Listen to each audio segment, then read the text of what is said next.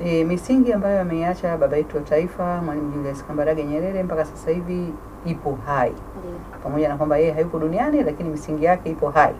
Ukitizama kwenye chama chetu cha Mapinduzi, misingi ambayo inafuatwa ni misingi ile ile aliyoanzisha Mwalimu Julius Kambarage Nyerere. Ndio. Sasa miongoni mwa hiyo misingi mtazamaji anatamani kufahamu pia, kwa sababu kuna wengine misingi mikubwa ambayo ametuachia baba wa taifa, kwanza ni uhuru wetu. Yaani hakuna kitu chochote tunachofanya katika taifa letu la Tanzania kama hatujaweza kudumisha uhuru wetu. Na uhuru una mambo mengi. Kuna utu hapo, kuna usawa, haki zetu za binadamu sisi kama Watanzania, wajibu wetu sisi kama wananchi.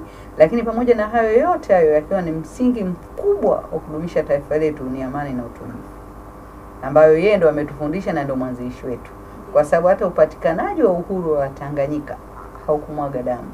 Kwa hiyo ni mtu ambaye yeye kwake amani ni kitu ambacho nafikiri kilikuwa kwenye damu yake, na ndio urithi mkubwa ambao ametuachia. Hapa tunazungumza sasa, tunaenda miaka 64 tukia tupate uhuru wa Tanganyika, lakini pia tunaenda miaka 60 ya muungano wetu. Mpaka leo hii Tanzania inasifika dunia nzima kwa kudumisha amani na utulivu tulioachiwa na baba yetu wa taifa.